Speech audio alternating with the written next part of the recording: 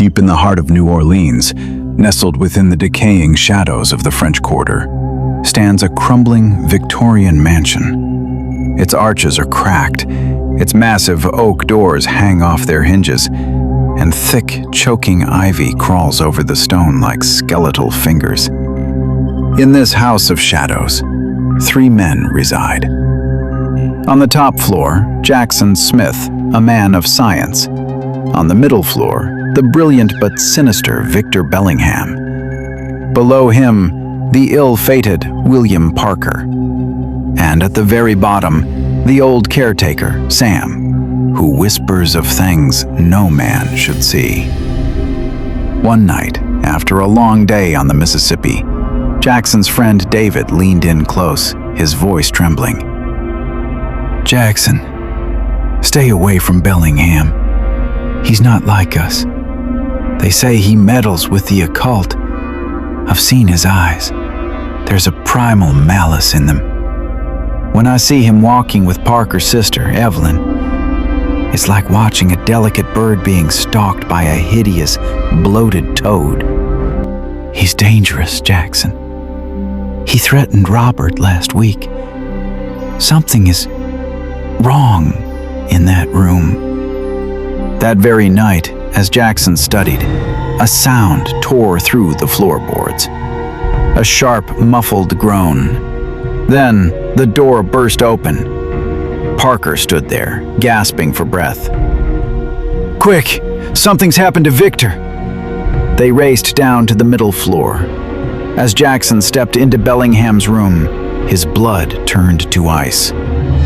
The walls were lined with the grotesque, shriveled Egyptian idols, ancient weapons, and a massive stuffed crocodile hanging from the ceiling. But it was the corner that stopped his heart. There, in a jagged wooden crate, stood the mummy. It was black as charred wood, shriveled. Its fingers were like eagle talons. And there, slumped in front of it, was Victor Bellingham, his eyes bulging, his face distorted in a mask of supernatural terror. As Victor regained consciousness, he frantically locked away an ancient papyrus. He burned a strange leaf, filling the room with a sickly sweet aroma. Jackson leaned closer to the mummy and gasped. Deep within those hollow, lightless sockets, a faint, rhythmic red glow flickered, like a dying coal in hell. Days passed. The caretaker, Sam, began to tremble. "Mr. Smith," he whispered, "I hear it. Even when Mr. Bellingham locks his door and leaves, I hear heavy, rhythmic footsteps pacing inside. Something is in there, and it's not human." Then the horror began. Robert was found nearly strangled by a creature with iron pincers for hands. Parker and Bellingham had a violent row. Parker refused to let his sister marry a monster. Bellingham's response? A chilling vow. "You will regret this until your final breath." The final evening. Jackson was climbing the dark stairs when he felt it. A cold, forceful presence brushed past him. He heard a heavy thump, drag, but saw nothing. He reached his room just as David burst in, face white as a sheet. "Parker! Someone tried to drown him in the river. He's barely alive!" Jackson ran for the stairs. As he passed the middle floor, he saw it. Bellingham's door was slightly ajar. The room was empty. Jackson Smith stared into the room, and his heart nearly stopped. The mummy was back, lying in its crate. But from the pitch-black hollows of its eyes, a sinister red glow pulsated, a living, breathing malice from the pits of hell. "I was pushed, Jackson. Parker gasped as he regained consciousness by the river. His eyes were wide with a primal terror.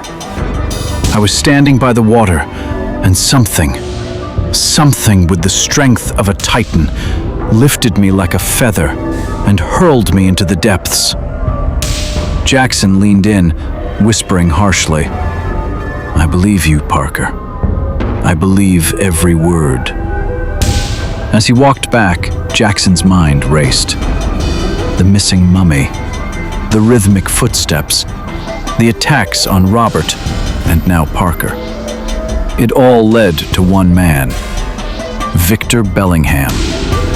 He was using an ancient, unholy power to unleash a nightmare upon the living. At the mansion door, Bellingham was waiting, his eyes gleaming with devilish mockery. "How is our friend Parker?" he sneered. Jackson's rage boiled over. "He's alive, Bellingham. Your messenger failed this time. I know what you're doing. I know you've awakened that charred corpse in your room. If any of my friends are harmed again, I will end this. Your Egyptian sorcery has no place here." The next evening, Jackson set out across the fog-drenched park to visit his friend, Dr. Patterson. The moon was a pale, sickly sliver in the sky. Suddenly, a shadow detached itself from the trees. It was moving with impossible speed. Two glowing red embers burned in the dark. Jackson ran. His boots skidded on the gravel. Behind him, he heard the dry, raspy breathing of the beast. A shriveled, pitch-black hand reached out, talons grazing his coat. He reached Patterson's door just in time, slammed the bolts shut, and collapsed, his lungs burning. "Patterson, it's true," Jackson told his stunned friend.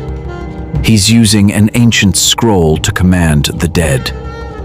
But it ends tonight.